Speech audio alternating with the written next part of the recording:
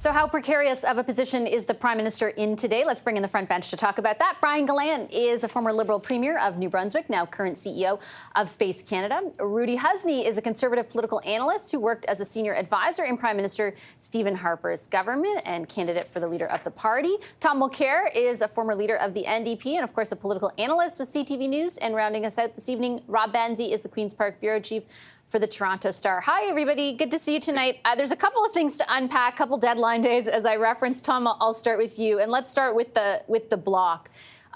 You know, the government still has the NDP to lean on. The Bloc seems pretty clear that they're going to vote against them if there's ever another motion that ever gets voted on in this Parliament again.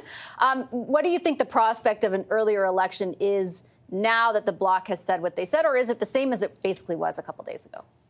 I think it's quite clear that we're going to get through at least the Christmas holidays. Maybe the first trip up could be January, more likely February or March around a budget issue.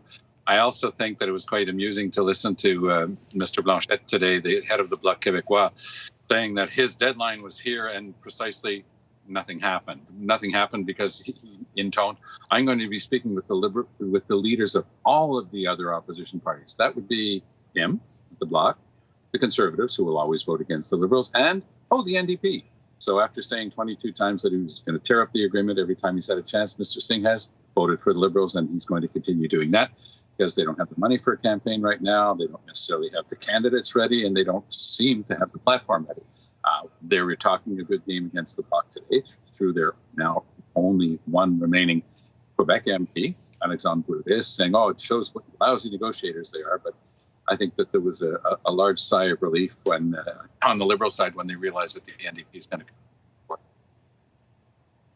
Yeah, fundamentally, Rob, does anything change? I mean, we're going to have another discussion, obviously, about the prospect for the Prime Minister's leadership. But in your view, is anything really tangibly different in Parliament right now? No, not really. Well, I mean, nothing's happening in Parliament. Nothing much is getting done. The business of the country's not proceeding, Bashi, and I think that's a problem that Canadians should be perhaps worrying about a little bit more than they are while these procedural games are being played. I think the Conservatives will come forward with a new motion. I was speaking to some Tories today about that the Bloc could support. It won't mention carbon tax, anything like that in it. But the NDP, to Tom's point, and he knows more about the New Democrats than just about anybody, they're not going to trigger the fall of this government right now because they can't afford an election. So I guess we're back at square one.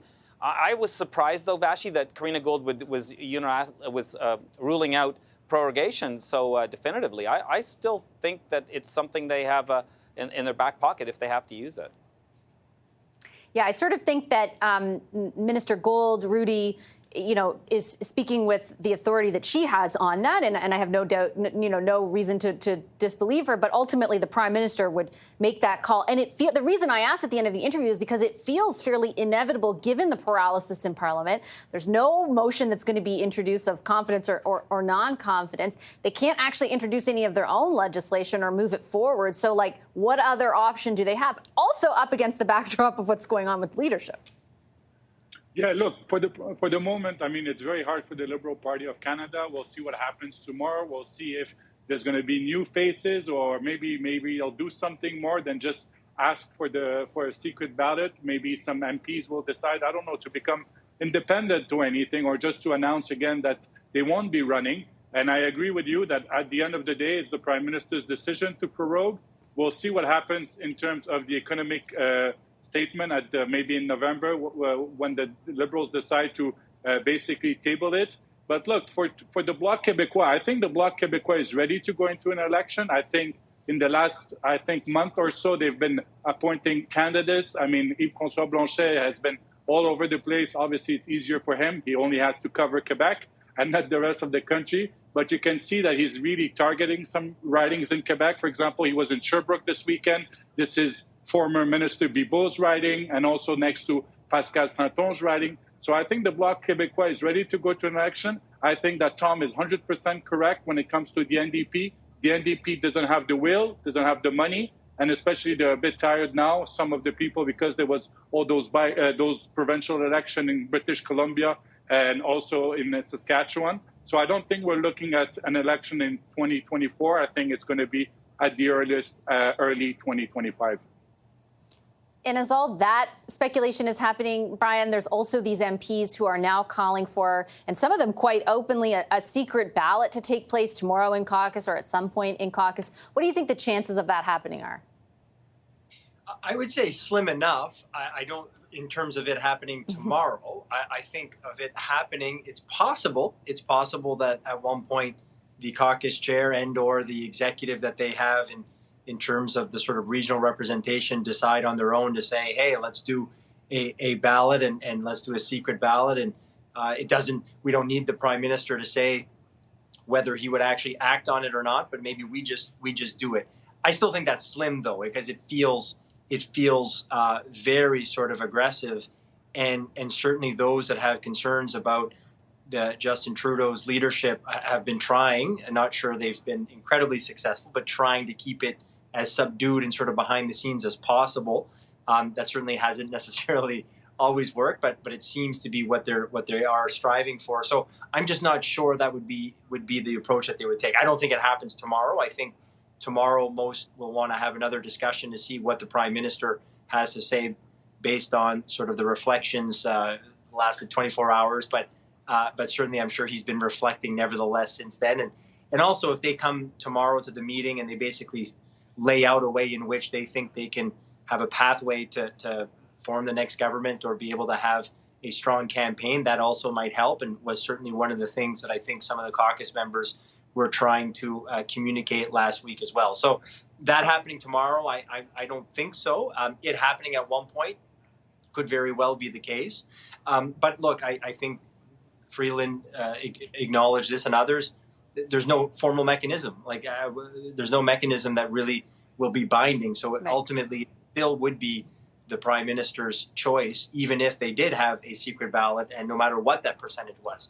Does it become painful and does it become difficult? Absolutely. If ever there was a secret ballot in general, that's probably not great. And certainly if he doesn't get anything but high, a pretty solid support, that's difficult, but nevertheless, still not an official mechanism. So where does that, Tom, leave everything? It feels still pretty messy. I think tomorrow, my understanding is the prime minister will sort of attempt to lay out, or people around him, the path that they do see toward victory in the next election. But do you see that in and of itself quelling the pushback? No, the pushback's going to continue. The gnawing at Trudeau's ankles is going to continue. Only two ways really to clear the air. One would be through, frankly, an election, and Mr. Trudeau doesn't have to wait to be defeated. It's worth remembering that. He can go see Mary Simon anytime and ask for a writ, and there will be an election, but the Liberals don't appear ready for that right now. The only other way is through prorogation and a resignation, because that's the only way it's going to end. Because the contestation of Mr. Trudeau, fair or unfair, is continuing. It's nice for Chrystia Freeland to plead, well, that's not in our rules, to allow caucus to decide this, but the caucus is front line in any battle, and they're saying, we don't think our general is up for this fight, and we need to change him.